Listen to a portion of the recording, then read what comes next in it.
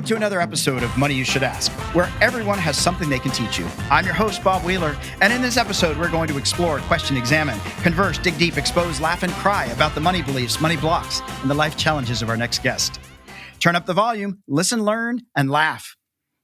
Born and raised in Queens, New York, our next guest is Carmelle Jean-Francois, a motivational speaker and the founder and CEO of cFIT Coaching, LLC. She's a fitness enthusiast who has built a strong foundation through her many certifications, such as NASM Personal Trainer, Medical Exercise Specialist, Pre- and Postnatal Exercise Specialist, and a Beachbody Coach. Carmelle's most recent projects include her newly published blog, Fit to Motivate, and the release of her book, Women of Color Who Boss Up. Carmelle, it's so awesome to have you today. I'm so excited to be here, Bob. I want to talk about money. Let's talk about money. Well, so here's the thing. We are going to talk about money, and but we're going to start off with, and I told you this ahead of time, I loved your email when you reached out to me. And I loved it for a lot of reasons. Okay. And I just want to talk about your email because it's a great place to start, right? So you reached out to me and you said, hey, listen, I'd love to be on your show, even though it probably will work out better for me than you, right? So being humble there, but being bold. Hey, this is what I want to do. So I love people out there. Be bold, right? You don't have to be obnoxious, but you can be bold. And so you said, listen, my emotions with money is still a work in progress. Mm-hmm. Me too, right? All of us. That's comforting it's always a work in progress. Yeah. I mean, I wish that we could all figure it out and never have to look at it again. Unfortunately, money is one of those relationships, like most relationships, where it's a lifelong journey. Right. And so I really appreciate that you're like, I'm still on the journey. Yeah, very much. And so am I. So that's so awesome. And you talk about, you've come a long way. You're in the construction field where you have to be a boss bitch to get paid. So I really want to explore that mindset of being a boss bitch. And you're doing fitness stuff where people are skeptical to pay, right? Yes. Like, what are you going to really do for me? I want to be fit, but I don't want to pay you to do it. Right. I don't want to pay you your value. And so here's the other thing that I loved is that, you want to help women to be their best, to be their strongest. And now you're ready to be your richest version of yourself, right? Yes. And so what that says to me is it's not that you, and we can talk about what rich is, just like you talk about what fit looks like for everybody is different. Everybody's going to have a different version of fit. Correct. And everybody's going to have a different version of riches. Correct. And so really what and then you ended the email with saying, listen, I hope to hear from you, but if I don't, please send me lots of good money karma, right? And so again, what I love about this is you're bold. You're out there saying, I'm going to put myself out there. I want to help women. I want to help women of color. I want to help people be the best version of themselves. And there's a humility there that it's not like, look, I know everything. I've got it all figured out. Yes. It's like, join me on the journey. Yes.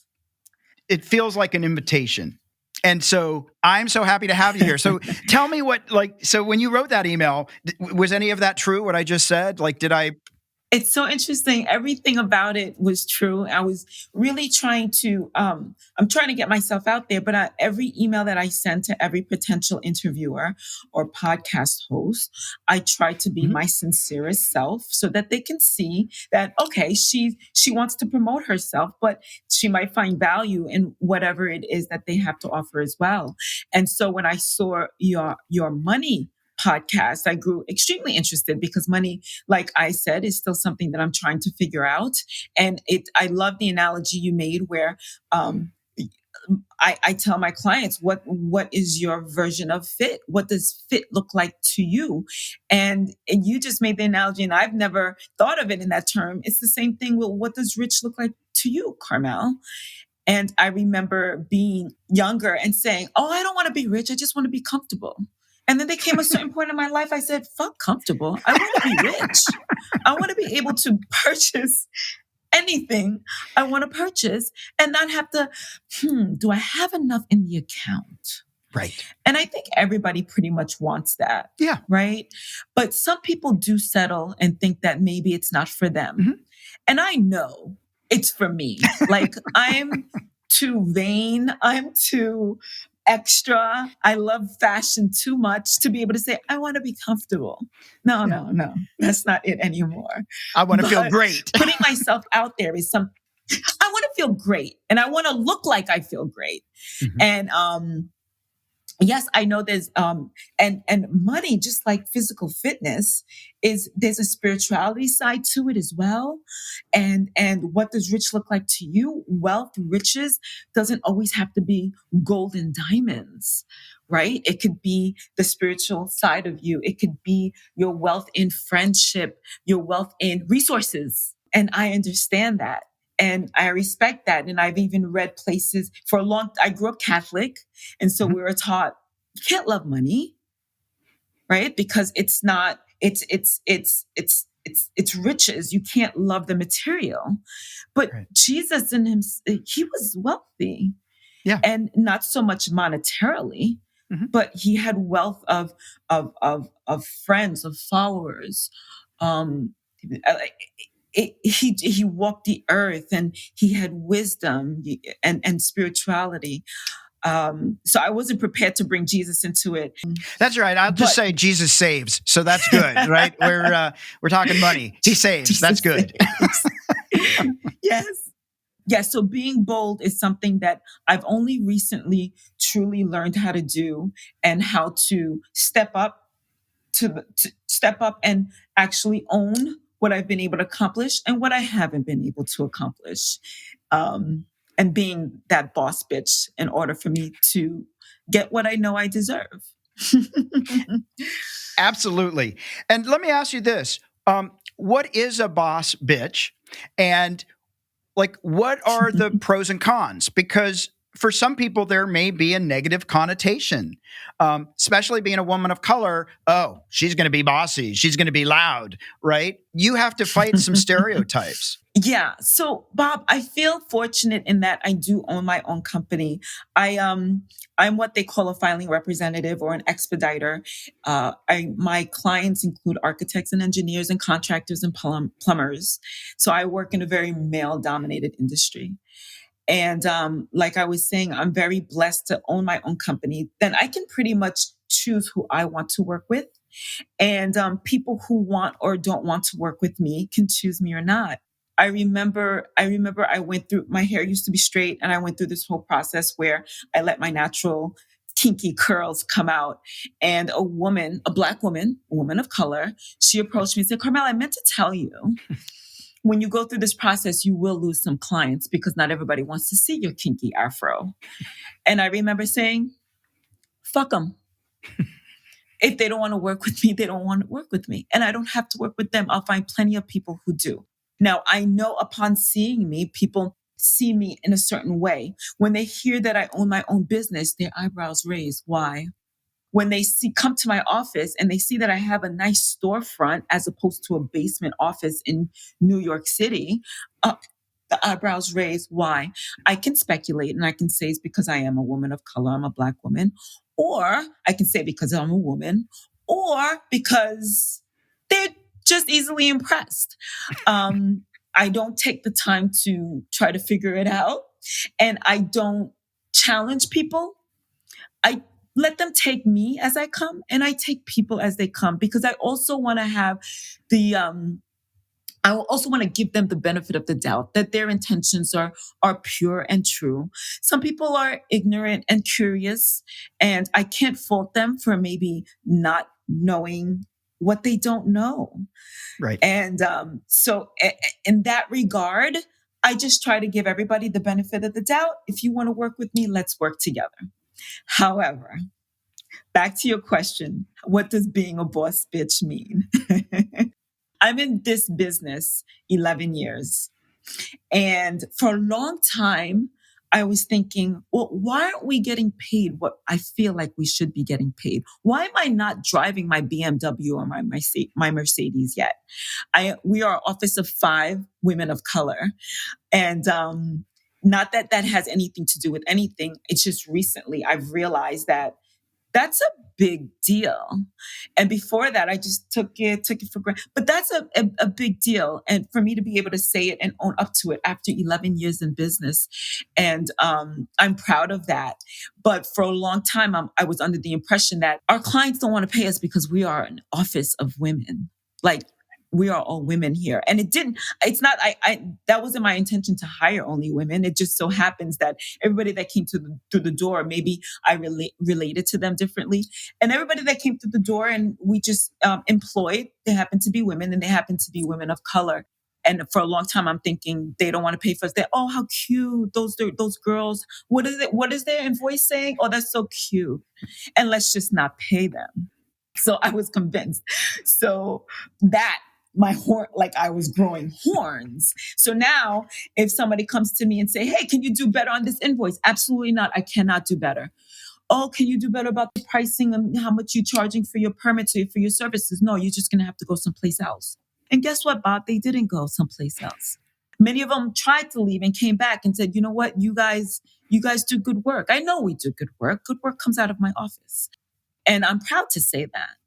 And, so yes, that was one way of being a boss bitch. Another way is because I'm just I have a very friendly, courteous disposition about myself. Like I said, I like to give people the benefit of the doubt.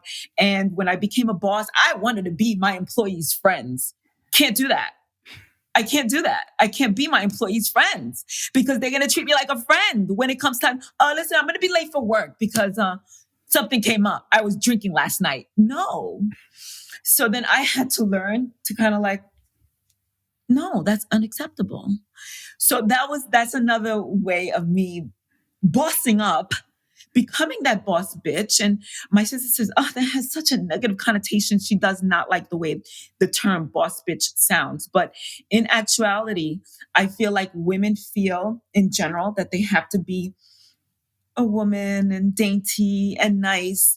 And the portrayal on TV is as soon as a woman shows that she has some balls, she's all of a sudden classified as some bitch and nobody can stand her and she's the boss from hell. But it's for a reason. I think because everybody looks at a woman as so dainty, cute, and she has to kind of assert herself extra than a man normally would because otherwise she won't be taken as seriously. And I'm not going to forget the fact that I am a woman. So sometimes the emotions do come into play. So I have to play the bitch role even more to make up for the fact that I cried last week. I love that. I love that. But let me ask you this. How did you find it within yourself? How did you find it within yourself to value yourself? Right? Was that always there when you said, no, I'm not going to change the bill? No, we're giving you value. How did you, like sometimes people don't intrinsically know that they're bringing value and they doubt themselves. How did you make that switch? Or was it always there? I always knew I had value. I always knew I projected it. I always knew I gave value. The switch came when I realized that they don't know it. They don't know it. I'm just another person off the street. Black, white, male, female. I'm just another person off the street. And for all they know, I could be trying to swindle them out of their money. So the switch came in me realizing, hey, just because I'm sweet doesn't mean that everybody's going to know that I'm sweet. So I had to kind of like assert myself. And now if I can't, but pretty much I just have to show you. And in order to show you, the smile has to be removed. And I have to show you, listen, this is what I bring to the table. And as soon as you feel comfortable with the fact that I am bringing value to the table, I can let my guard down a little bit. And now you can see a little bit more of the true Carmelle. I love that. I love that. And I think it's so important. Thank you. I think it's so important that you realized I have value. They just don't know it. I need to inform them. So I really appreciate that distinction. Yeah. Now, you mentioned you have a sister. You grew up Catholic. So I'm going to make an assumption that you had a few siblings or just you and your sister? It's me and my twin and an older brother. Okay. 3? Oh, my goodness. There were 5 in my family, so it was assumed we were Catholic. I get it. We just like to hang out with the Catholics because they drank more. There you go. What was it like growing up with a twin and with a brother? Were your parents, did you grow up in a 2-parent household? And were you taught about money and self-value early on? We were taught about money, but in a very the money's not there kind of way. My parents, my father was a very hardworking man. He was an entrepreneur. He owned 2 taxi cab medallions during his career, but we never really saw him at home. He was a New York City yellow cab driver all day, and he worked hard.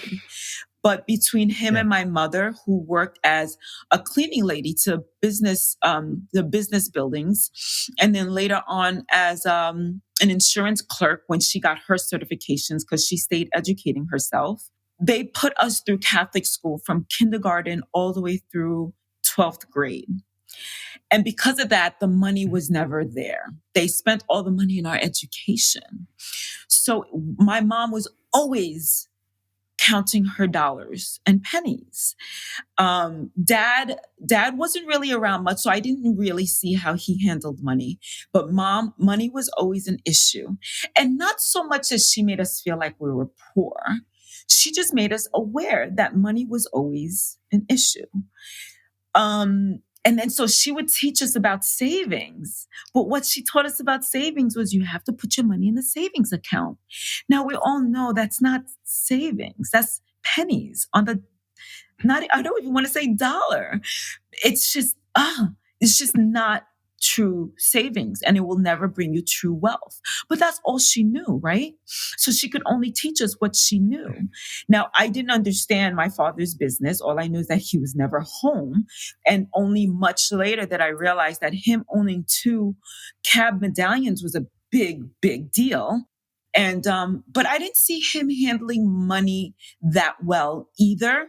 I don't have that much, recollection of how he handled money. But I know in our family, money was just not always there for us to buy the latest brand of sneakers like all the other kids had, or the latest outfits like the other kids had.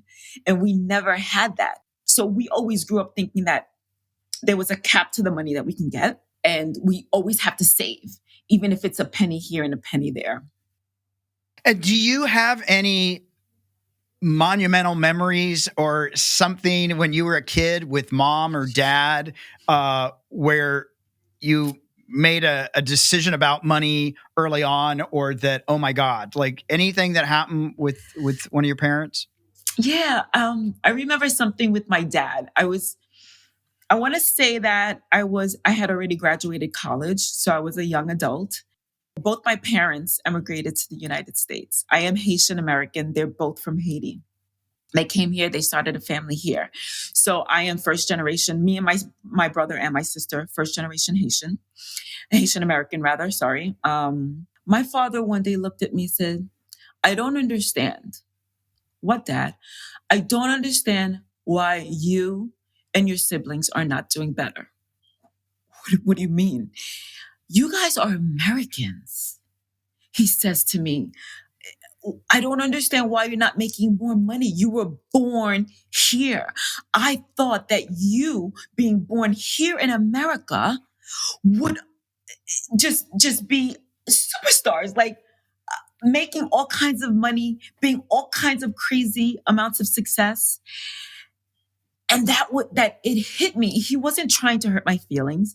He wasn't trying to degrade us in any way. He just didn't understand. And I went through a revelation, Bob. I feel like the immigrants, people who come here to America, they're here to make their lives better for themselves and their families. They work harder because they have to. They're not Americans. They have to prove themselves. They have to, and the work ethic is different, right? I feel like I can say as an American that a lot of us are kind of on the lazy side because there is a certain posture we hold. I am American. I don't have to speak anybody else's language. Everybody speaks my language. When I travel, they're going to speak my language anyway. So why should? And it's the same attitude with being an American. It holds so much weight all over the globe. Mm-hmm. So I feel like we definitely adapted to that American way in that regard. Because don't get me wrong, I understand and I know there are tons of very successful and rich Americans. However, I feel like the way my father viewed us, being Haitian and coming here to provide a better life for his family, he thought that I should have been a doctor or a lawyer or raking in the dough. That really kind of made me take a look and say, well, why am I not doing better? And I really feel a lot of it is rooted in my ideas and concept of money. Because if money was something that I was reaching for as a goal, I feel like the universe, God, any type of way you want to look at it, would have really set things in motion for me in that regard. I don't want to sound like I'm blaming outside forces, not at all. I'm just saying that I didn't look at the relationship between money and how successful I was at that point in time. Granted, I was a young adult, still very young, but not really putting my goals up in the forefront as far as, let's make some money. Again, I mentioned to you earlier, it's like, oh, I want to be comfortable. No, why? That was the lazy mentality. And that it has a lot to do with my own personality in and of itself. My parents were very hardworking. I got good work ethic from them, but it just wasn't producing the money like I would like it to have been. And have you, as a kid, as a young adult, currently, have you made trips back to Haiti? Have you seen like where your parents came from? And because it's two different worlds for any immigrant, but Haiti, has a rich history. It's also been very poor, but it was, one of the only countries that was independent and got rid of colonialism as best they could, right? There's like all this history, a mixture of things, but it's a different world than America. And did you go back there and can you see any significant differences between those two worlds? Significant differences, Bob. I was last there, sadly enough, about a little bit over 20 years ago. That was the last time I was there. I did get a chance to see where my parents grew up, and the country is very, very poor, very rich in that it's just beautiful. And it's that's where sugar comes from and things like that. And the history is rich. And yes, we are the first Black nation to be independent. We were the first. And because of that, we do hold our head up high, and we do walk with a certain pride because we've earned it. But it's very, very poor. And when I did go over there, the second they see me, they know that I'm not one of them. They knew that I didn't have to open my mouth and say a word. They knew I was American, just my clothes, the way I carried myself, etc. And immediately, American equals money. I don't have to tell you. I think everybody who travels understands that the prices go up. And even when I was speaking their language, the children looked at me and they knew that, come on, you're not one of us. You're American. You're different.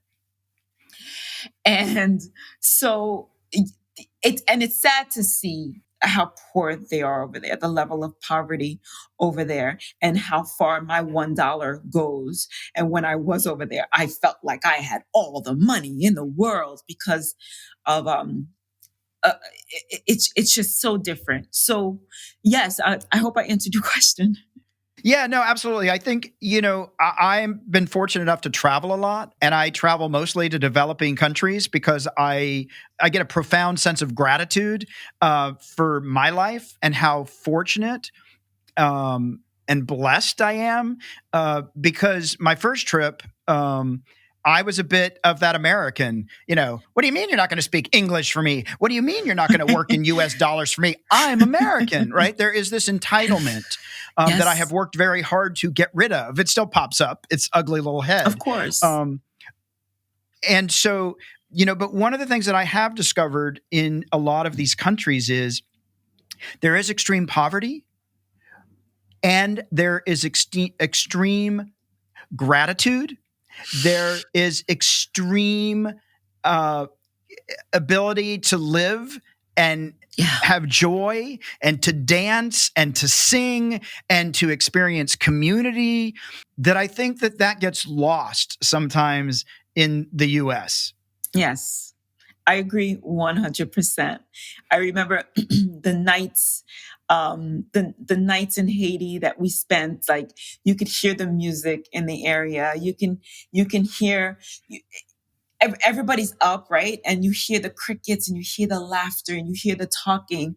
And there is an amazing sense of community that over here we would have to go to the local park to hear. We can still hear it, but it's at the local park. But this was amongst community, not just family and friends. This was going over to the next town. They don't even have phones per se, going over to the next town and everybody knows everybody else, or they know somebody that knows somebody else. This is one night when the electricity stopped working and everybody in the house, there must have been like 20 people in the house. These houses are big in Haiti, right? And we all ended up on the balcony to sleep outside that night because it was too hot inside. The electricity had given out. That means there was no air conditioning. And it's such a memorable evening, because where can I do that in New York without getting robbed, Bob? And it was very rich and it was such a good time and it was so simple. And it was just beautiful that we could even have that experience. And we slept outside on the balcony with hearing the crickets and even some of the traffic in the distance and other people. It was nice. That is so awesome. Yeah, those are the moments that we remember, right? That's the kind of stuff that I think are experiences that are rich. So I'm going to ask you this question, and then I know we have to jump to our fast five. But what is one thing that you we talked about? You're ready to be your richest self. Like, what's the one thing that you are still working towards that hasn't yet come to fruition, but that like it's going to happen? I think it would be my financial wealth, because I've been focused on it. For quite a while. I feel I read the money book by what's his name, the guru, the motivational speaker guru. Shame on Tony me, Robbins. Forget his name. Yes, thank you for that. Yes, I read his book and Think and Grow Rich and all these books in preparation of. I've also tried to pay attention to the stocks and everybody that I hear that talks a little bit about money and saving, everybody that I know that's a little bit on the, that have figured it out for themselves, even some architects. I try to get, sometimes I'm ashamed by it, Bob, but the fact that I haven't figured it out. And I know it's most people, but sometimes it shames me because I feel like I have friends who have more than me. And I'm like, oh my God, why can't I figure it out for myself? So everybody who I do, like very discreetly, I try to figure out, what are you doing? I try to pay attention, try to hear what they're saying, where their money is, how they invoice, how they receive money, and things like that. And I think that's helped me gather little bits of information here and there. So I feel like it's going to happen. I'm still learning. And I still have big dreams, and I think they will both come together and happen for me sooner than later. Absolutely. I think it's already happening. So it's already in motion. In motion. It's in motion. It's in motion. So I'm going to ask you 5 questions, fast 5. It's going to shift a little bit. What's the boldest thing you've ever done? The boldest thing I ever done. Oh my God, Bob. can't think of anything. After the call, I'm going to be like, why didn't I tell him that? Cut my hair on the whim. Somebody said, hey, listen, do you want to cut your hair? And for me to cut my hair was a big deal because all I was trying to do was grow my hair. So I cut it really, really short. Mm-hmm. That's pretty bold. What was the last thing you talked yourself into buying that you were initially on the fence about? I want to say jewelry because I'm always buying jewelry. I love jewelry. And recently with COVID and I'm not going anywhere, doing anything, I'm like, my jewelry is just sitting there on the thing looking at me and I'm looking at it. But I'm always buying jewelry. What's one thing you wish you had known when you were 18? More about money. I feel like money really drives everything. It really, besides love, I think that money enables us to do what we want to do when we want to do it. It allows us the freedom. I remember hearing somebody say, listen, money's not everything, but it's right up there with air. We need it. Absolutely. We need it. So yeah, absolutely. That's my answer. Do you have a budget? And if you do you stick to it? I do have a budget and I've been really, really good at sticking to it, but because my mortgage depends on it. If I don't stick to my budget, mortgage can't get paid and then I'm out of a place to live. Yeah. So I feel like because my mother instilled in us so much to save, I feel like I have come around to, sticking within my budget. And whenever I go over my budget for whatever reason, I can pull it from other places without digging myself in deeper. So I'm proud to say that. Awesome. How greatly would you say your childhood thoughts about money impacted your adult relationship with money? Greatly.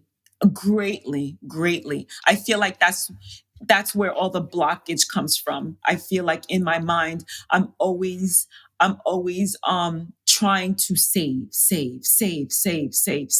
And if we even think about the law of attraction and things like that and what the universe has for us, we know that if we're not allowing it, if I don't just kind of like release and let go and just say, I'm going to trust that I can invest in this and it's going to come back to me tenfold, or I can give to charity and it's going to come back to me tenfold.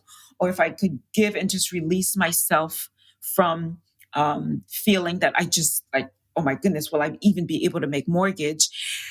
Then I feel like I would be much more freer, so much less tense about money. And I know a lot of that, the vibration that I put into money and my thoughts on money really hinder me. And I constantly think about it and try to say, Carmelle, just release. It's going to come back. All it is money.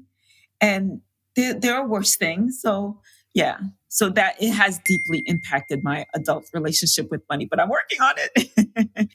Absolutely. That's what we're all doing. We're all unpacking the baggage that Yes. intentionally or unintentionally our parents and our grandparents gave us. Yeah. So we're at our M&M moment, our sweet spot, our money and motivation. Is there a practical financial tip or a piece of wealth wisdom that you use that you could share with our listeners? Well, after saying all that stuff, I'm not sure if your listeners would even want to hear what I have to say about that. But recently I was talking to a financial advisor and she mentioned something about these apps like Stash and things like that kind of take a little bit, 50 cents here, 50 cents there, and save it and invest it for you in different stock markets. And they were an app and it seems innocent enough. So I enrolled in two and they take dollars and cents here and there. And recently, it came up that I needed extra cash for something. And I was just looking into my different finances and found that in one of these apps, I had already saved $4,000. Now that was a lot. That's a lot for me. Mm-hmm. But for people who are having trouble saving here and there, you enroll in one of these apps and you kind of forget about it. They're investing your money for you because it's going into the stocks. And before you know it, you have a little bit. $4,000 is not a lot for a lot of people, but $4,000 is $4,000 regardless. So that would be something that I would, right? That would be something that I would offer to somebody. Look into the different types of investments that you can dive into without having to feel like it's going to break your bank, or without even having to feel like, oh, did I make the right decision? Because I don't know much about Bitcoins or that other new one that's coming out that people are really starting to look into. Maybe I would do myself a favor by learning about that, but I don't know that. But the saving here and there, and maybe even having a company invest in stocks for you, I feel like is a smart idea, because that's where people make their wealth, whether they're telling you or not. It's something's working for them. Absolutely. And I think that's great. I always tell people to, do little bits here and there. It does add up. And 4,000 is $4,000. And if somebody handed me $4,000, I'm not going to say no. Going to take it. Right. Carmelle, what I really appreciate is that what I've heard from you is this curiosity, reading the books, doing the prep work, not beating yourself up that you haven't, become that American that immediately became a doctor and billions of dollars started pouring in, which I have a few doctor clients. They're not all making millions of dollars, but I appreciate that there's a curiosity.